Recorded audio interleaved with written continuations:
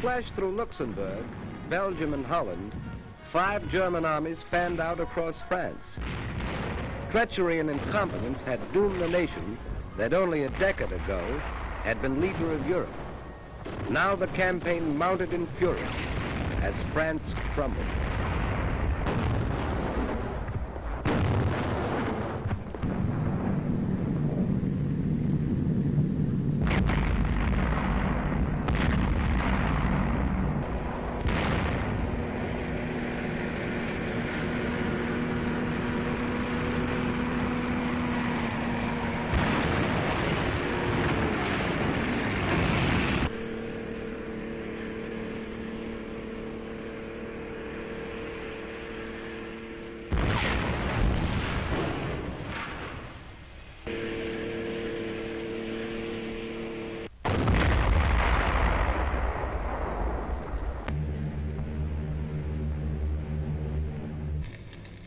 This was Rouen.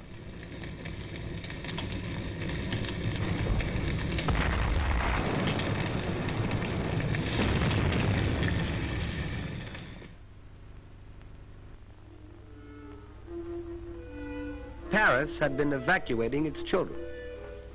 There was talk of defending the city street by street. This plan was abandoned. From the beginning, the French, like the British, tried to spare children the sight and sound of war, but the parting was hard.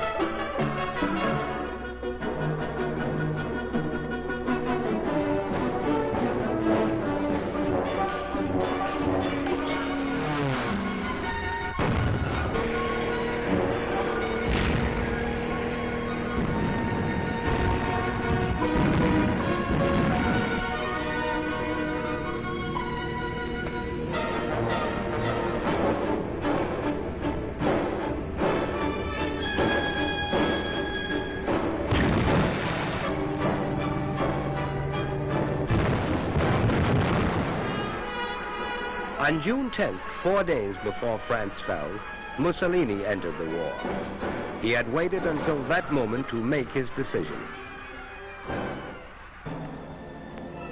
And now the Nazis entered Paris. This had been the dream of the Kaiser in the last war. Hitler achieved it.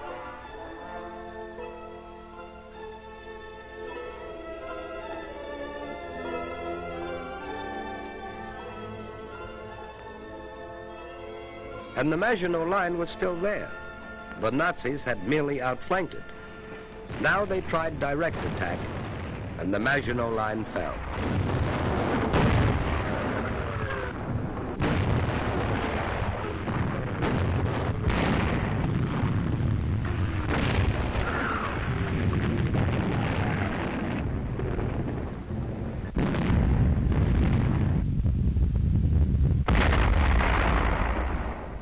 The First World War had ended officially in this railroad car, where Marshal Foch had received the delegates of the vanquished Germans. Hitler commandeered the car for what he believed was the end of the Second World War. The French army was no more. Hitler was master of Europe. England would surrender, for although it had rescued its men from Dunkirk, it had not rescued their equipment. The Nazi soldiers were singing, "We're sailing against England."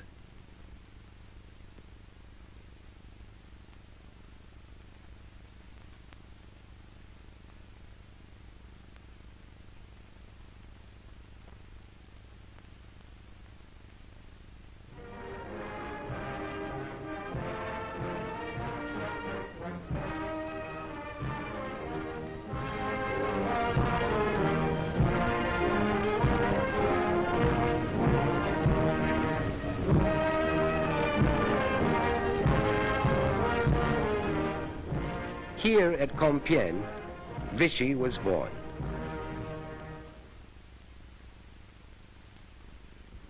Hitler was happy.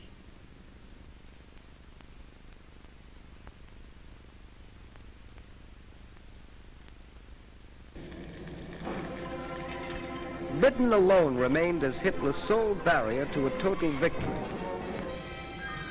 Nazi submarines, now berthed on the conquered coast, set out to starve the British people into submission. Nazi planes, now only a few minutes' flight from the English coast, set out to bomb the British people into submission. Nazi propagandists, making full use of the new weapon, the radio, set out to talk the British people into submission. The voice you hear is that of Lord Haw Haw. The Blitzkrieg will be carried over the British Islands with greater, more appalling rapidity than over Poland, Norway, Holland, Belgium, or France.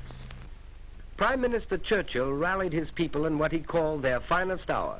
He had offered them nothing but blood and sweat, toil and tears. They accepted his gift. Britain was fighting in the 7 seas, while the invader was only 20 miles away, and the French fleet was no longer its ally. Nazi submarines, mines, planes, and surface raiders constituted a formidable menace to Britain's lifeline, the freighters that brought her food and raw materials for war. Britain hung on. Now the Nazi Air Force, Hitler's ace weapon, was brought into play. German bombers attacked English ports, so that even if the freighters escaped submarines and mines, they faced destruction in harbors, and the lifeline could be cut at its source. They bombed railroads and factories to disrupt transportation and war production. They bombed by day, and when the Royal Air Force smashed more than 180 of the bombers out of the sky in one session, they bombed by night. The face of London changed. Historic landmarks disappeared. Night after night, London was left a sea of fire.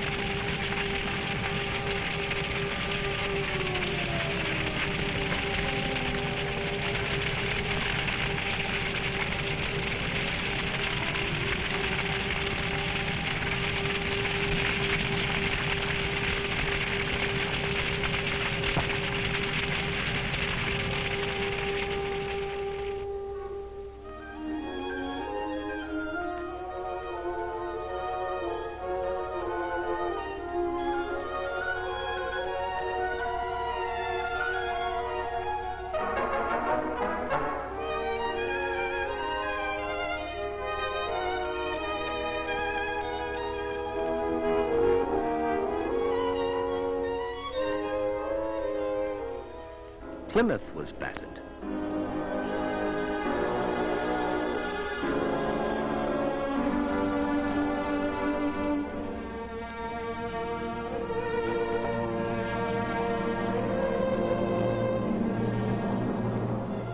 Coventry.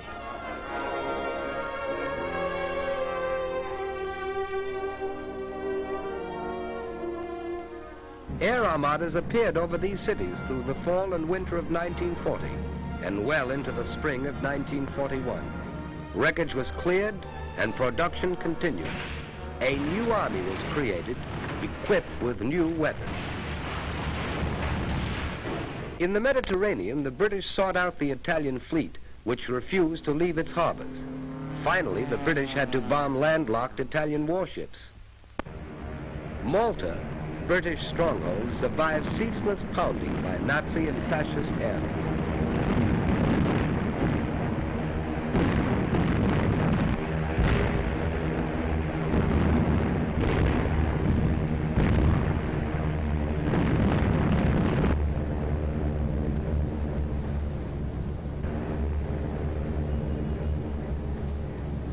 The British sweep through Libya by General Sir Archibald Wavell succeeded in destroying Mussolini's empire.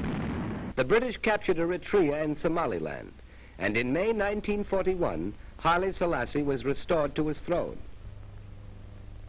Under Marshal Rommel, Nazi forces slashed into Egypt.